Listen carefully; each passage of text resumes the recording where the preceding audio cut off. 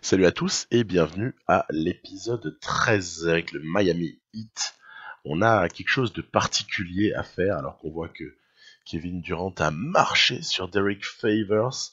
Et vous savez, avec la petite insolence à la Ezonia qui enjambe Antetokounmpo il y a quelques semaines là, c'était assez rigolo. Il est venu le troller pendant qu'il était à terre. Ouais, on a quelque chose à chercher nous, hein. C'est une deuxième bague. On a une deuxième bague à obtenir là, il n'y a pas d'autre objectif que ça. En face, c'est une équipe à laquelle on s'attendait peut-être pas nécessairement, qui est sortie de la conférence Ouest, c'est les Phoenix Suns. Les Phoenix Suns de Devin Booker, évidemment, de DeAndre Ayton, évidemment aussi. Comment ne pas les nommer, c'est les deux principaux joueurs de cette équipe. Et puis, à côté, il y a tout un tas de joueurs qui ont progressé. Je pense à Josh Jackson, je pense à T.J. Warren, je pense à... Comme ça, vous verrez quelques joueurs aussi qu'ils ont été cherchés, comme Derek Favors. Voilà, il y a vraiment... c'est intéressant.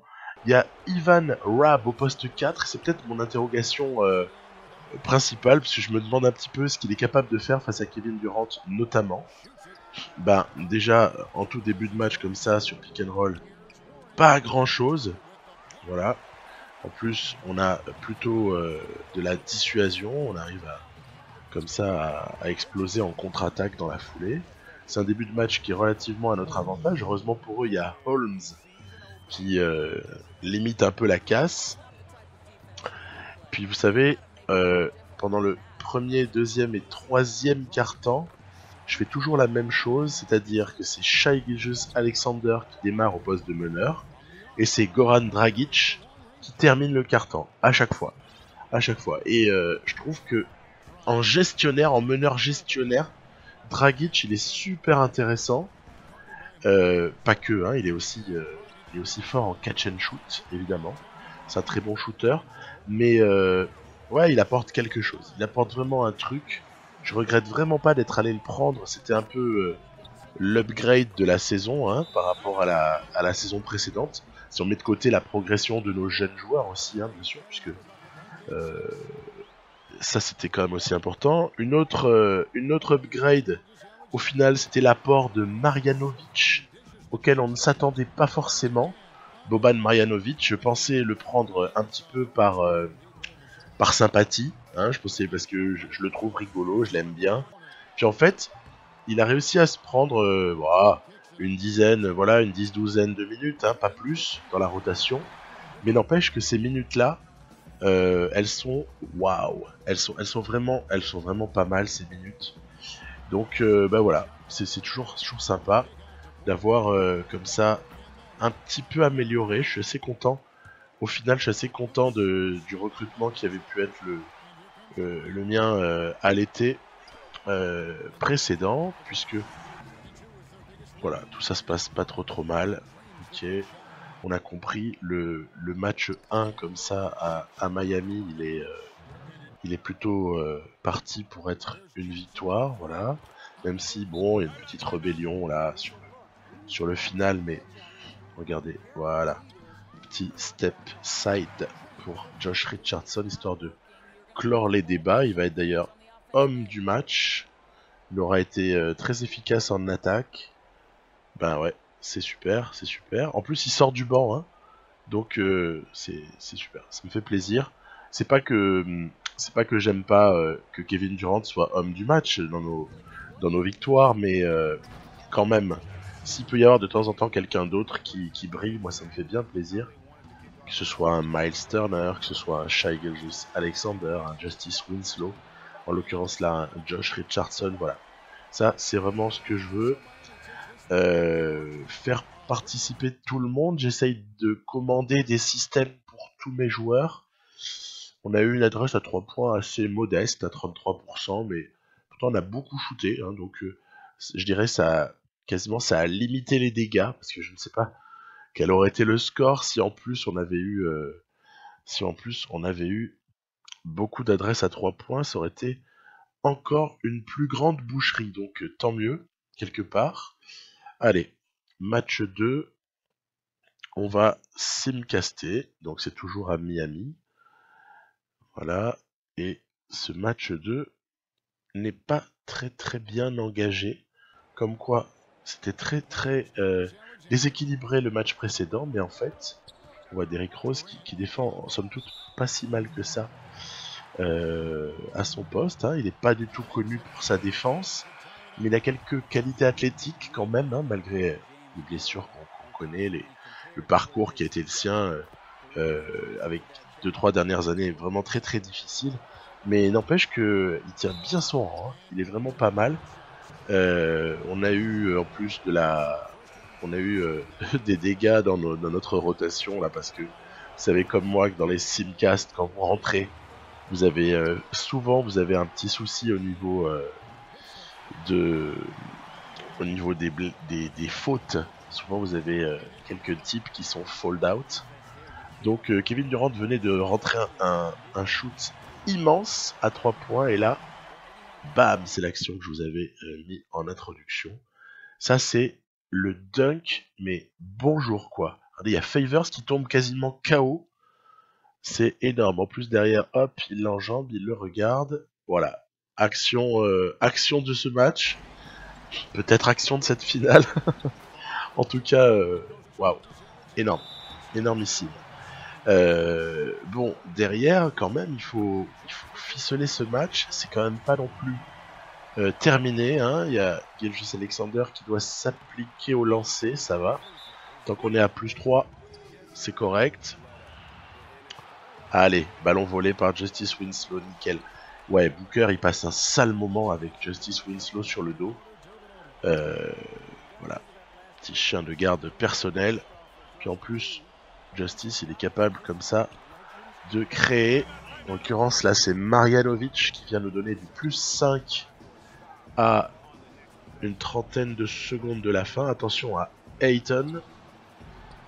Défendu correctement et ça va quand même chercher la faute. Ça cherche quand même la faute. Voilà, derrière. Mettre ses lancers. Il va falloir gérer la dernière possession correctement. Je pense qu'ils vont essayer de faire faute. Il va falloir juste voilà, choisir un joueur qui n'est pas trop maladroit au lancer. Gilgeous-Alexander correspond à ça. Il est vraiment assez régulier sur les fins de match, que ce soit pour des shoots importants ou pour rentrer les lancers décisifs. Donc voilà, c'est pas mal parti du tout. Voilà, ça va tenter du shoot un peu dans tous les sens. Ah, attention, attention, du coup je prends temps mort. Parce qu'à 5 secondes du terme, il faut surtout pas prendre de risques. Allez, j'ai fait rentrer Goran Dragic. Ça c'est juste pour aller sur la ligne. Normalement, c'est une horloge suisse. Le mec, il met dedans. Donc voilà, c'est une fin de match un petit peu interminable. Hein. On a eu décidément du mal. On est rentré à moins 2, à 102, 104. Ah, il rate un lancer en plus. On est rentré à 102, 104 et on l'emporte 116, 113. C'était pas facile. Honnêtement, déjà, vu la réaction là des Suns sur ce match-là, j'ai un petit peu mieux compris comment ils pouvaient se retrouver en finale face à nous. Donc bon, on va ensuite partir à Phoenix. Aïe. On va perdre le match 3. Allez, on continue. Match 4. Donc on va de nouveau simcaster. C'est pas très bien engagé. C'est pas très bien engagé. Aïe. Il n'y avait pas réellement l'opportunité de rentrer dans ce match. C'était déjà plus ou moins fait. Hein. On va re-simcaster. On est de nouveau à Miami. On est retourné à Miami. Alors, est-ce qu'il va être dominé ce match? Oui, ça va. On prend le 3-2 là dans cette série. Alors, le proprio, c'est un débile. Après m'avoir obligé, de me séparer de D-Wade à l'époque, il veut que je mette Miles Turner sur le banc. Il est débile en fait, ce proprio. Donc, comment est-ce qu'il peut me demander de mettre mon pivot rebondeur, dissuasif et scoreur sur le banc? C'est du délire. Bon, dans la foulée, on va perdre ce match 6 du côté de Phoenix. Bon, bah écoutez, un match 7 de finale NBA, ça ne se simule pas. Donc, c'est donc... On va le jouer, voilà, histoire de se faire plaisir. Voilà, les matchs 7, il n'y en a quand même pas tous les jours, il faut profiter. Donc, bah déjà, si on m'avait dit qu'il fallait aller en 7 matchs pour taper les Suns, j'aurais pas cru une seule seconde. Mais bon, pourquoi pas. Et là, joli Miles Turner, très très bien. Bien ressorti de la part de Kevin Durant.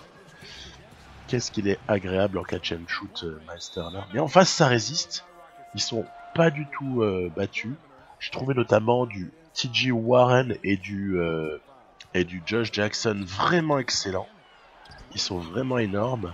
Nous, on est bien content à des moments de trouver quelques exécutions de système. Là, juste avant, ça avait été un Fist 24 Flex. Il y avait Dragic qui avait réussi à trouver Deadman qui avait fait l'appel ligne de fond. Voilà, on continue à essayer d'exécuter en attaque. Hein. C'est quand même assez rigolo. On prend le périphérique. Hop là. Et on ressort. Waouh. Bon là, c'est plutôt pas mal d'adresses là pour l'ami Turner. Mais Booker, ouais, il s'avoue pas vaincu. Hein. Le garçon n'abandonne pas. Derrière, heureusement, voilà, on a des petits pick and roll aussi qui se passent pas trop mal. Booker, il les laisse dans le match. Il les maintient dans le match. Il y a aussi Bridges là. Bridges, il est intéressant. Il a bien progressé sur ces 3 années, presque 3 années en tout cas, de partie. Bridges, il a très très bien évolué. Du coup, ils ont finalement une rotation où ils ont comme ça un certain nombre d'ailiers qui sont de bonne qualité. Et puis ce pivot énormissime, évidemment, voilà, qu'est-ce qu'on pourrait dire sur Ayton, quoi. Un monstre. Il est en train de devenir, là, dans la partie, une espèce de Karl Anthony Towns bis, quoi. C'est-à-dire vraiment phénoménal. Il manque peut-être juste le shoot extérieur. Voilà, c'est la seule chose qui lui manquerait à Ayton. Là, du D-Rose qui fait le D-Rose des années 2011. Derrière, très très jolie défense sur Devin Booker. Voilà, on trouve encore une fois de l'adresse près du cercle sur des bonnes petites passes. Ah oui, très bon ça. Très très bon. Bon offensif de Miles Turner qui permet de passer à +8. Parce que Deadman vient faire ce qu'il faut juste derrière. Et bam! Tiens, Kevin Durant, c'est ce petit cross là qui a éliminé son défenseur. Qui a permis ensuite d'aller conclure. On est à +10. Tiens, ça commence à être sympa cette fin de troisième quart-temps. Plutôt sympathique. Tac, derrière, Dragic enfonce le clou. Voilà, on a en plus bien contesté en défense là le alley-oop. Et Justice Winslow va nous faire passer à +15. Derrière, petite réduction du score, voilà en plus. Et ça revient tout de suite à +10 là, entre un panier plus un 2+1 de Ayton. Ayton a vraiment fait son match, hein. Il était vraiment pas mal.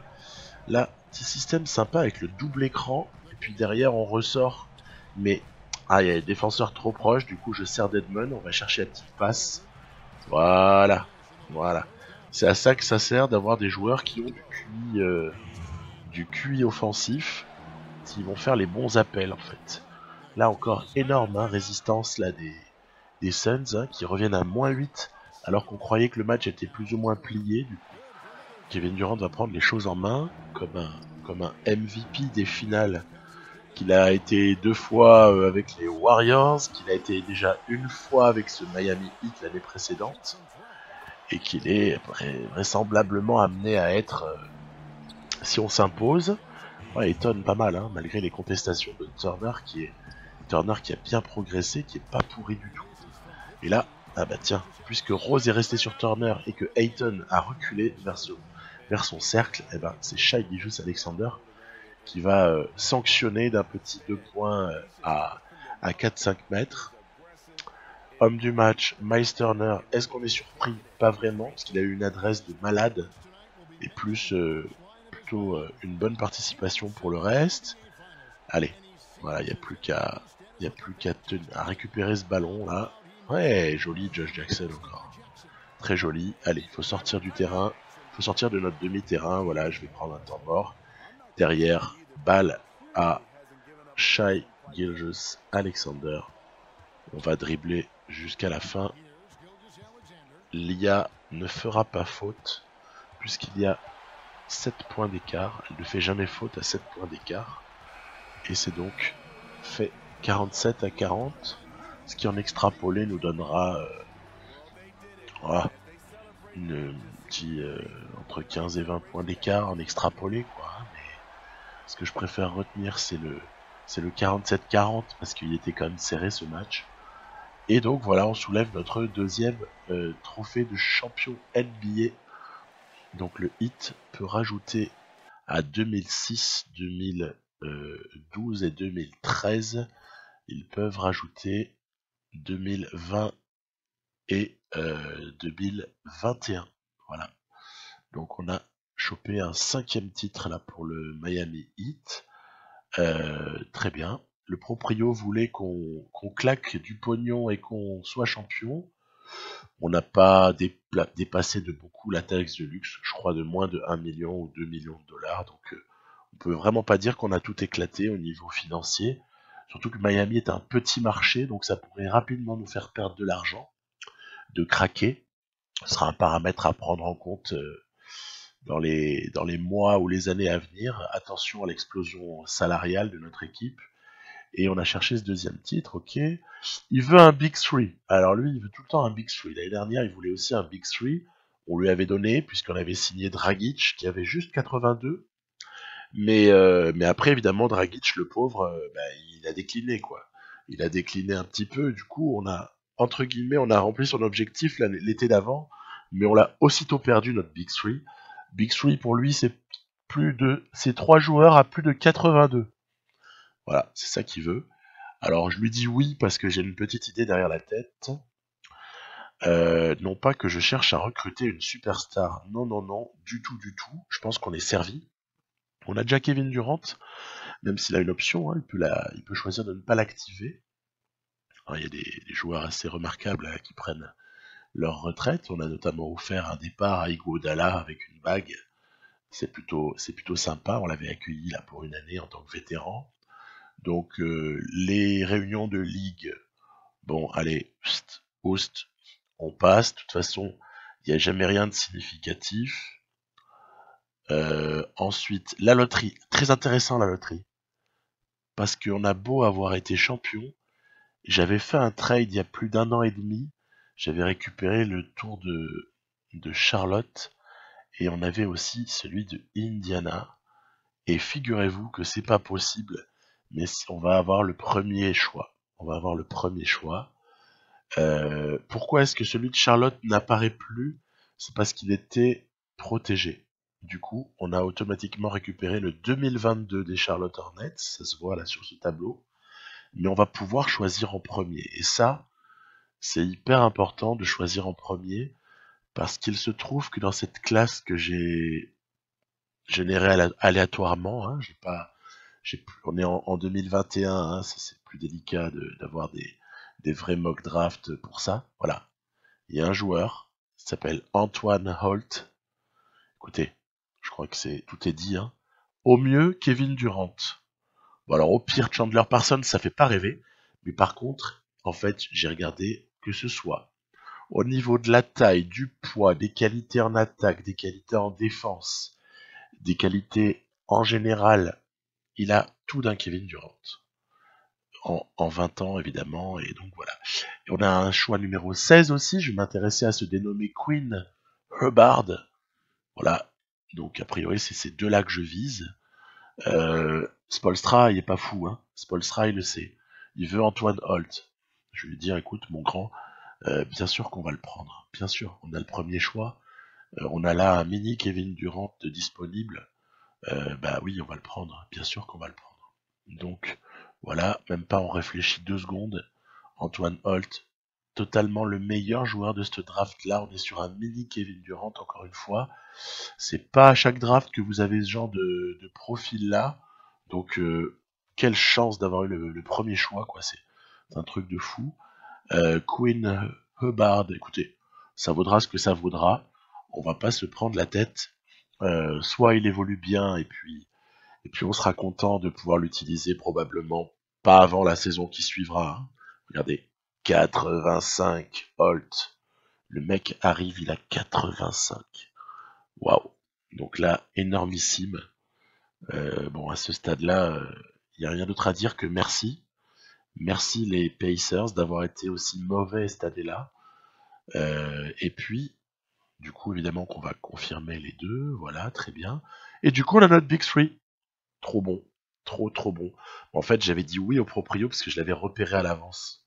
J'avais repéré ce Holt et j'aurais tradé pour essayer de monter à la draft si jamais j'avais pas eu le premier choix. Et il se trouve qu'on a été servi, donc on n'a même pas eu besoin de monter de trade. Kevin Durant accepte son offre, c'est vachement important. Dragic, je refuse parce que j'espère négocier à la baisse, en fait. Mais je vais le faire re-signer. Hein. On va garder ses droits Bird. Hein. Deadman, c'est pareil. Je refuse parce que je veux. Si je le fais re-signer, ce sera moins cher que son option. Donc c'est pour ça. Donc on va tout de suite aller voir Goran Dragic. Les Pacers lui ont fait une offre dégueulasse. Voilà, Goran, écoute, tu vas rester à la maison. On s'est déjà séparé de toi une fois, on l'a regretté. Donc c'est pas pour te laisser repartir. Alors il veut pas 7 millions. Bon, d'accord. Il veut pas 8 millions. Bon, ok. Bon, bah au final, je vais être obligé de lui filer ce que j'avais prévu, en fait. Voilà. Du coup, ben... Bon, c'est pas grave, je veux dire, c'est pas grave. Je l'ai signé en 1+1 équipe. Comme ça, on pourra encore renégocier à la baisse la saison suivante, mais je garde quand même la possibilité d'activer. Marjanovic va être pris en tant que vétéran cette fois-ci.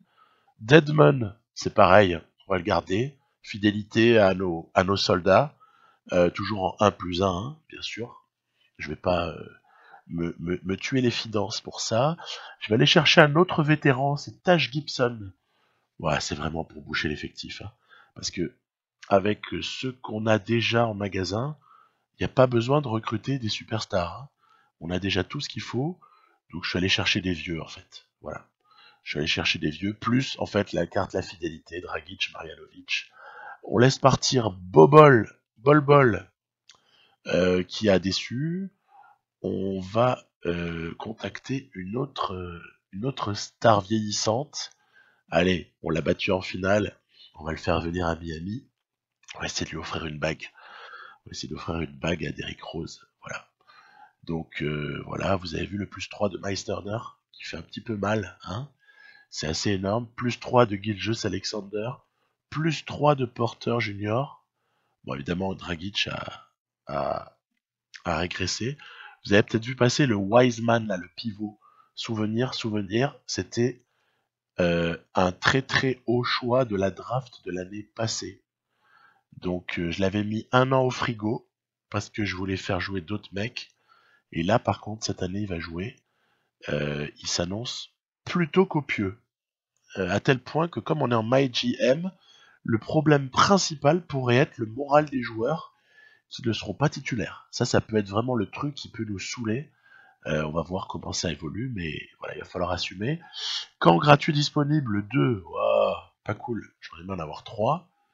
Wiseman va hériter du premier et Justice Winslow va hériter du deuxième. Et ensuite, je vais dépenser des VC. Parce qu'en fait, mes VC accumulés à force de jouer des matchs, je les utilise pour rien, puisque moi je joue pas en my career, c'est pas mon délire. Et du coup, je vais dépenser mes VC en camp d'entraînement. Et ouais, on peut le faire en my GM, c'est quand même un truc bien agréable par rapport au my league. Mais quelque part, du coup, c'est un peu cheaté, parce qu'au moins en my league, on est obligé de choisir. Choisissez 2 ou 3 joueurs là. Sur lesquels en fait vous misez vos camps d'entraînement quoi. Et là, forcément, on peut se lâcher, on peut filer un camp d'entraînement à chaque joueur si on veut. C'est ce que je vais quasiment faire. Je crois qu'il y en a qu'un seul à qui j'ai rien donné, mais voilà. Donc c'est sûr que ouais, je sais plus ce que j'ai mis. Non, même Marjanovic, il a eu quelque chose. Derrick Rose, on lui met un peu de défense, par exemple. Enfin, voilà, des petits trucs. Vous inquiétez pas, je lui ai changé son numéro après. Je lui ai mis le 25. parce que le 1 n'était pas disponible, on est à Miami, c'est normal. Et donc, voilà, Kevin Durant, par exemple, défense, machin. Là, c'est vraiment des trucs, je l'ai fait parce que bah, j'ai des WC à dépenser, et que c'est sympa de mettre, voilà, par exemple, du potentiel inexploité sur des mecs qui peuvent encore peut-être un petit peu progresser. Voilà, mais rien de bien essentiel. Si j'avais dû choisir, j'aurais mis mes deux camps sur ceux sur lesquels j'ai mis, c'est-à-dire Wiseman, ce pivot extrêmement prometteur, ainsi que Winslow pour lequel je sentais encore un petit potentiel de progression. Je lui ai mis aussi parce que je savais qu'il avait atteint son plafond de potentiel, c'est pour ça. Alors, ne pas perdre plus que 25 matchs. Oui. Finissez en tête de l'Est et d'avoir l'avantage du terrain, quoi. Oui. Gagner la série contre les Cavs. Oui.